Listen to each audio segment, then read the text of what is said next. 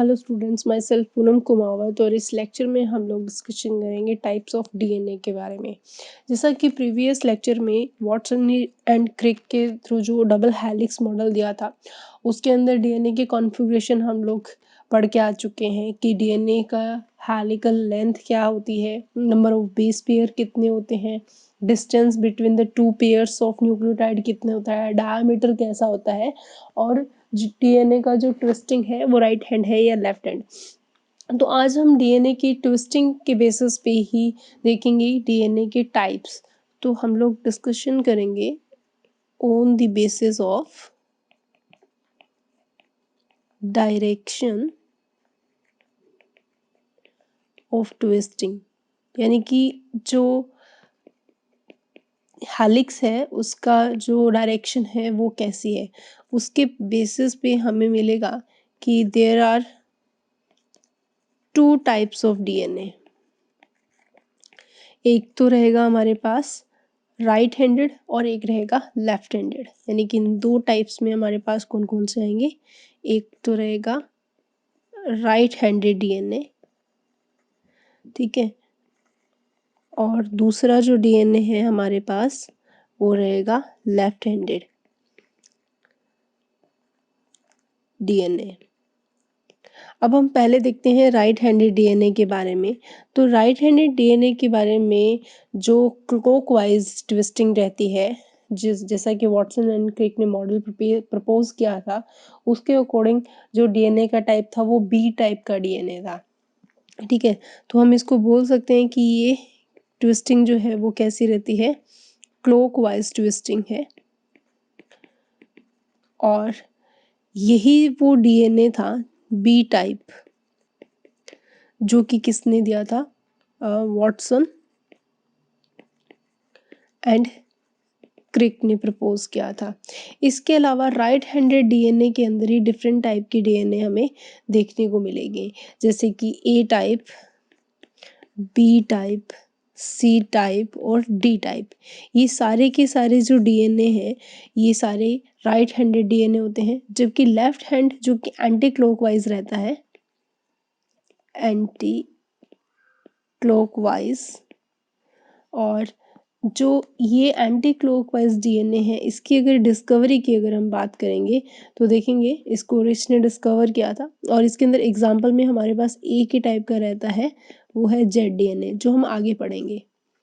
तो पहले हम ए, बी और सी, डी तीनों डीएनए, जो चारों डीएनए हैं, इन 4 टाइप्स ऑफ डीएनए का एक कंपैरेटिव एनालिसिस करते हैं कि ये कैसे रहते हैं। तो सबसे पहले हम ए टाइप ऑफ डीएनए की बात करें, ए टाइप डीएनए।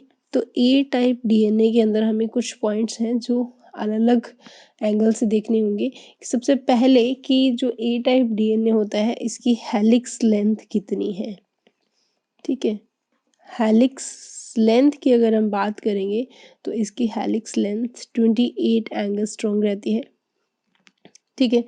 और इसके अंदर एक हेलिक्स के अंदर नंबर ऑफ बेस पेयर की बात करें तो नंबर ऑफ बेस पेयर जो है वो हमें यहाँ देखने को मिलेंगे लगभग 11 बेस पेयर। वहीं अगर हम देखें डिस्टेंस देखें between the two base pair, तो जो ऑफिशियली वॉटसन क्रिक ने बताई थी वो तो 3.4 एंगस्ट्रॉम थी, लेकिन ए टाइप में 2.56 एंगस्ट्रॉम हमें लेंथ देखने को मिलती है। और ऐसा ए टाइप डीएनए का अगर हम डायामीटर कंसिडर करें तो हमें जो डायामीटर देखने को मिलता है वो अप्रॉक्सीमेटली 23 एंगस्ट्रॉम, यानी कि सबसे वाइडेस्ट डायामीटर अगर बात करें तो हमें किसका मिलेगा, ए टाइप डीएनए का मिलेगा। और ए टाइप डीएनए का जो टेस्टिंग रहती है वो तो हम सब जानते हैं कि वो कैसी रहेगी, राइट हैंडेड, ठीक है। तो राइट हैंडेड डीएनए ये रहता है। और रही बात इसकी स्टेबिलिटी की, तो ए टाइप डीएनए जो है वो एक अनस्टेबल डीएनए है। इन सब में से जो सबसे ज़्यादा स्टेबल डीएनए रहता है वो है बी। तो हम डिस्कशन करेंगे अब, that is a first type. और अब हम डिस्कशन करेंगे B types of DNA. B type DNA की डिस्कवरी, जो वॉटसन एंड क्रिक का मॉडल था, वो बेसिकली हमें बी टाइप डीएनए के ही बारे में बताता है। बी टाइप डीएनए भी जो है वो राइट हैंडेड डीएनए है, यानी कि इसके अंदर जो ट्विस्टिंग रहती है वो राइट हैंडेड है।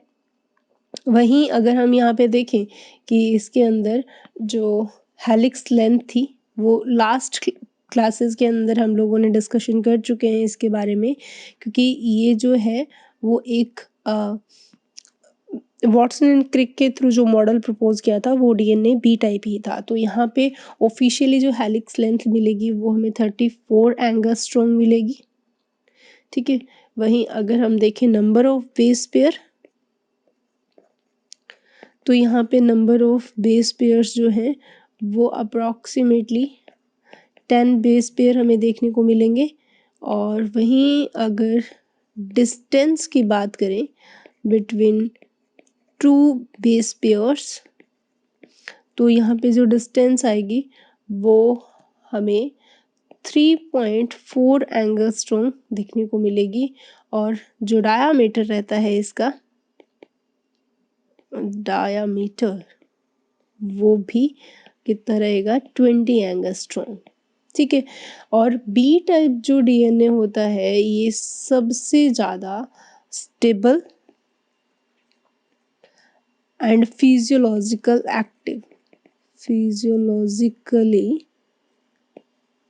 एक्टिव डीएनए है, ठीक है। उसके बाद हमारे पास जो थर्ड डीएनए आता है, थर्ड टाइप ऑफ डीएनए, वो रहता है C type DNA. C type DNA के बारे में अगर बात करें तो सी टाइप डीएनए भी क्या है, राइट हैंडेड है, ट्विस्टेड, ठीक है। और सी टाइप डीएनए की हेलिक्स लेंथ की बात करें तो आप यहाँ पे जो हेलिक्स लेंथ चेक करोगे वो आपको मिलेगी 31 एंगस्ट्रॉम। वहीं अगर हम देखें नंबर ऑफ बेस पेयर, तो नंबर ऑफ बेस पेयर जो है यहाँ पे हमें मिलेंगे ए टाइप डीएनए के अंदर 9.33 पेयर्स। इसके अलावा अगर हम देखें डिस्टेंस बिटवीन टू पेयर्स, तो बी टाइप के अंदर 34 था, तो 3.4 एंगस्ट्रॉम था। तो वहीं पे हम यहाँ देखेंगे कि 3.32 एंगस्ट्रॉम का जो डिफरेंस रहता है। और लास्ट में हम देखते हैं इसके अंदर डायामीटर कितना है, तो बी सी टाइप डीएनए का जो डायामीटर रहता है वो 19 एंगस्ट्रॉम है, ठीक है। जबकि सी टाइप जो डीएनए है ये भी एक अनस्टेबल डीएनए है, ठीक है। उसके बाद में हमारे पास जो फोर्थ टाइप राइट हैंडेड रहता है वो रहता है D type. D type DNA के बारे में डिस्कशन करें तो जो डी टाइप डीएनए है ये भी क्या है, हमें राइट हैंडेड देखने को मिलेगा, राइट हैंडेड डीएनए है ये भी। और इसके हेलिक्स लेंथ की बात करें तो हम यहाँ पे हेलिक्स लेंथ देखेंगे, इनकी जो है वो 24.24 एंगस्ट्रॉम रहेगी। वहीं नंबर ऑफ बेस पेयर, तो नंबर ऑफ बेस पेयर की बात करेंगे तो यहाँ पे 8 बेस पेयर, सबसे कम बेस पेयर हमें यहीं देखने को मिलेंगे। और डिस्टेंस की बात करें बिटवीन टू पेयर्स, तो हमें यहाँ पे जो डिस्टेंस मिलेगी वो 3.03 एंगस्ट्रॉम। और डायामीटर देखेंगे हम यहाँ पे तो वो रहेगा अप्रॉक्सीमेटली 19 एंगस्ट्रॉम। ये इनका क्या रहता है, डायामीटर रहता है। तो इस तरीके से, और जो डी टाइप डीएनए है ये भी एक अनस्टेबल डीएनए है, ठीक है। तो इस तरीके से हमने सारे जो राइट हैंडेड ट्विस्टेड डीएनए है, ए बी सी और डी, चारों डिस्कशन किए। और अब हम देखते हैं लेफ्ट हैंडेड। जो लेफ्ट हैंडेड डीएनए है और उसका एग्जाम्पल हमारे पास एक ही है, और वो कौन सा है, जेड टाइप डीएनए, जिसको हम एज अ जेड डीएनए के नाम से भी जानते हैं, that is a second type. क्योंकि अभी तक जो हमने पढ़े वो सारे के सारे राइट हैंडेड थे। तो ये बेसिकली कैसा डीएनए ट्विस्टेड रहता है, एंटी क्लॉकवाइज ट्विस्टिंग रहती है इसमें। सिर्फ ये एकमात्र डीएनए है जो एंटी क्लॉकवाइज रहता है। और इसकी अगर डिस्कवरी की बात करें कि इसको किसने डिस्कवर किया था, तो discovered by rich.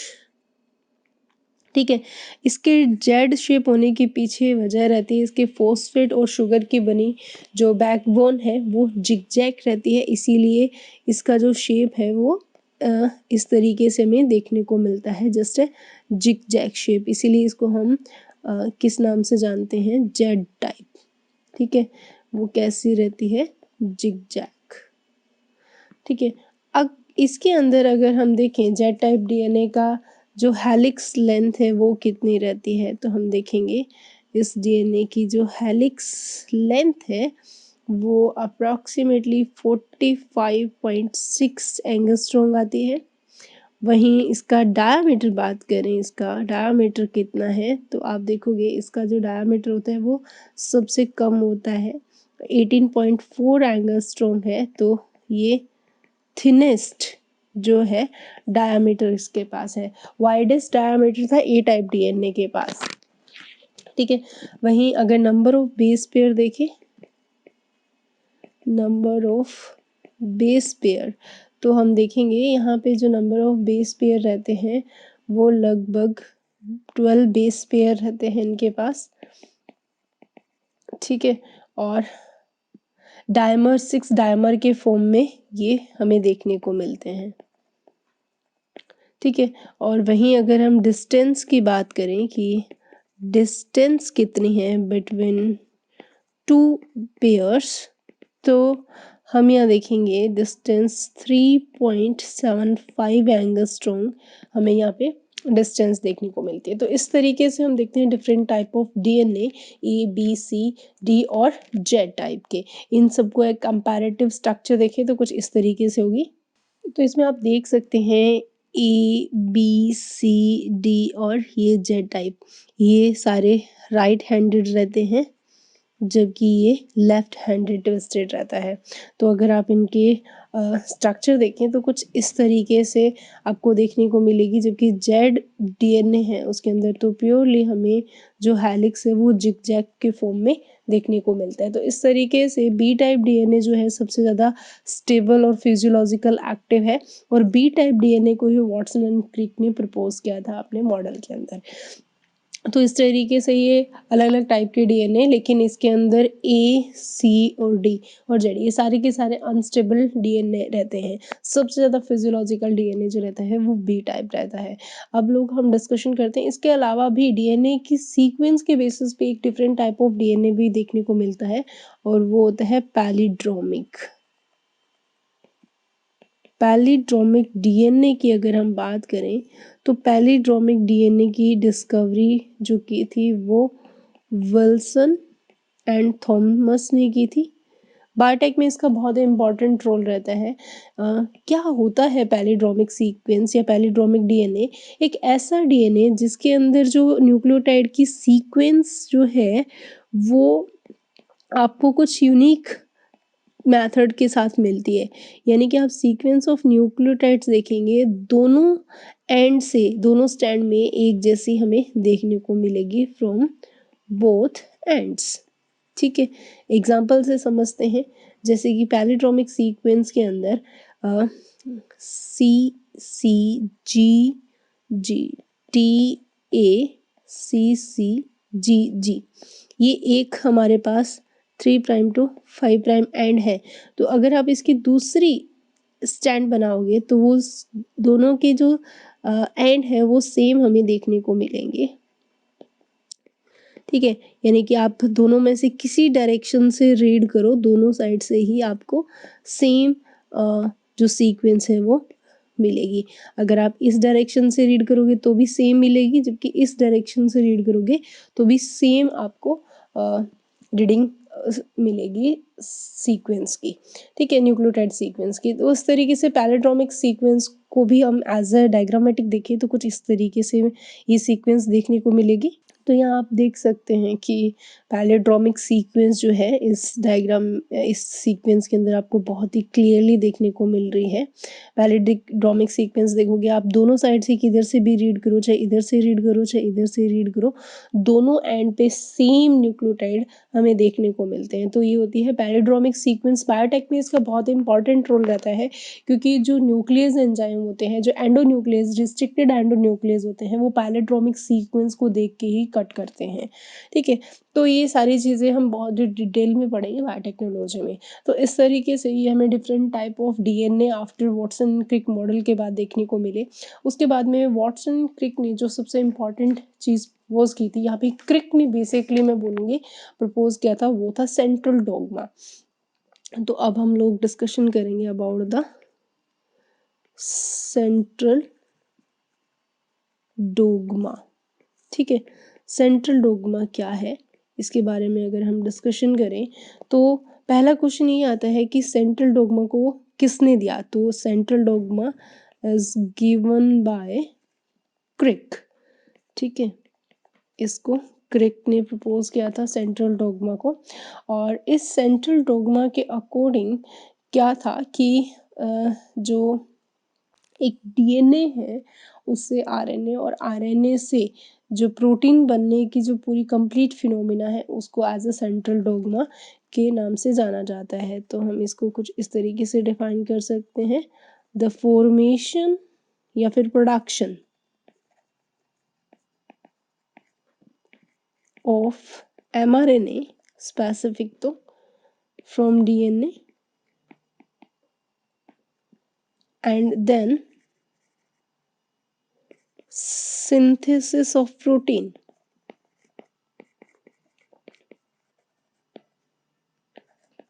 from it is known as a central dogma। इसको एज अ सेंट्रल डोग्मा के नाम से जाना जाता है। तो क्रिक के अकॉर्डिंग जो सेंट्रल डोग्मा है उसकी जो सीक्वेंस रहती है वो रहती है डीएनए से आरएनए का बनना और आरएनए से प्रोटीन का बनना, ठीक है। तो यहाँ पे इन्होंने जो टर्म दी वो कुछ इस तरीके से थी, डीएनए से आरएनए का बनना बेसिकली क्या कहलाता है, ट्रांसक्रिप्शन, ठीक है, और आरएनए से प्रोटीन का बनना एज अ ट्रांसलेशन, ठीक है। इसके बीच में ही ट्रांसक्रिप्शन और ट्रांसलेशन के साथ साथ एक और भी यहाँ पे फिनोमिना हमें देखने को मिलती है, और वो होती है डीएनए से डीएनए का बनना। और डीएनए से डीएनए का बनना क्या कहलाता है, उसे हम बोलते हैं रेप्लिकेशन, ठीक है। तो डीएनए से डीएनए का बनना रेप्लिकेशन, डीएनए से आरएनए का बनना ट्रांसक्रिप्शन, और आरएनए से प्रोटीन का बनना जो फिनोमिना है वो कहलाती है ट्रांसलेशन, ठीक है। इसके साथ ही इसके अंदर एक और फिनोमिना ऐड की जाती है जिसको हम बोलते हैं रिवर्स ट्रांसक्रिप्शन, ठीक है। तो रिवर्स ट्रांसक्रिप्शन में क्या होता है, आरएनए से प्रोटीन का फॉर्मेशन किया जाता है। इस फिनोमिना को हम बोलते हैं रिवर्स ट्रांसक्रिप्शन, ठीक है। रिवर्स ट्रांसक्रिप्शन एक अलग सी फिनोमिना थी जिसको डिस्कवर किया था, that is discovered by Temin and Baltimore ने, ठीक है। किसके अंदर इन्होंने डिस्कवर किया था, in Rous sarcoma virus, sarcoma virus के अंदर ये फिनोमिना देखा। रिवर्स ट्रांसक्रिप्शन में बेसिकली होता क्या है, तो हम देखेंगे रिवर्स ट्रांसक्रिप्शन में किसका फॉर्मेशन किया जाता है, the formation of DNA from RNA, ठीक है। और इस फिनोमिना को हम क्या बोलते हैं, यानी कि DNA से RNA का formation is a reverse transcription, ठीक है। जैसा कि इस फिनोमिना को एक और नाम से भी जाना जाता है, also called this phenomenon as a टैमिनिज्म। टैमिनिज्म के नाम से भी इसे हम जानते हैं। देखो जो रोअस सार्कोमा वायरस जो होता है, इसके अंदर सिंगल स्टैंडर्ड RNA की प्रेजेंस होती है। तो हम रोअस सार्कोमा वायरस की अगर हम बात करें तो इसमें हम देखेंगे कि इस वायरस का जो जेनेटिकल मटेरियल है वो सिंगल स्टैंडर्ड क्या होता है, RNA होता है, ठीक है। दैट मीन ये एक तरह से क्या है, रिट्रो वायरस है, ठीक है, क्योंकि इसका जेनेटिकल मटेरियल क्या है, RNA है, ठीक है। अब इस सिंगल स्टैंडर्ड RNA से डबल स्टैंडर्ड DNA जो है होस्ट सेल में बनता है, ठीक है। तो इससे क्या बनाना है हमें, डबल स्टैंडर्ड DNA, ठीक है। अब ये डबल स्टैंडर्ड DNA का फॉर्मेशन कहाँ होगा, होस्ट सेल के अंदर होगा। और इस प्रोसेस को कंप्लीट करने के लिए जो हमें एंजाइम चाहिए होता है, उस एंजाइम का नाम होता है रिवर्स ट्रांसक्रिप्टेज, ठीक है। रिवर्स ट्रांसक्रिप्टेज बेसिकली एक DNA पॉलीमरेज है, लेकिन ये DNA पॉलीमरेज कैसा है, तो आप बोल सकते हो कि ये एक RNA depended DNA polymerase enzyme है, ठीक है। तो इस तरीके से हम देखते हैं कि सार्कोमा वायरस के अंदर जो जेनेटिकल मटेरियल है SSRNA सिंगल स्टैंडर्ड RNA, वो होस्ट सेल में आके डबल स्टैंडर्ड DNA बनाता है। और अब जो ये डबल स्टैंडर्ड DNA बना है, इस DNA को हम और किस नाम से जानते हैं, it's also known as a cDNA। cDNA भी कहा जाता है, C means what, complementary DNA, complementary DNA के नाम से भी इसको जाना जाता है।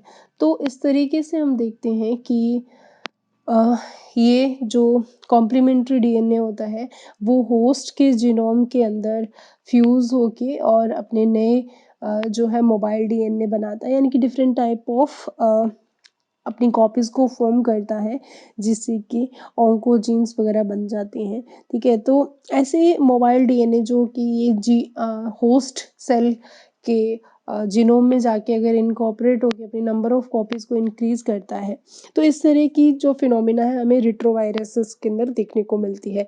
तो ये जो पूरी फिनोमिना है सेंट्रल डोग्मा की, जिसके अंदर रेप्लिकेशन, ट्रांसक्रिप्शन और ट्रांसलेशन, ये तीनों जो प्रोसेस है हम डिटेल में अपकमिंग चैप्टर्स के अंदर डिस्कशन करेंगे। तो सबसे इम्पॉर्टेंट पॉइंट जो यही आता है आपका कि सेंट्रल डोग्मा जो प्रोसेस थी वो किसने प्रपोज की थी और इसका मतलब क्या होता है। सो स्टूडेंट, नेक्स्ट क्लास में मिलते हैं नए टॉपिक के साथ, तब तक के लिए stay happy, keep studying, thank you.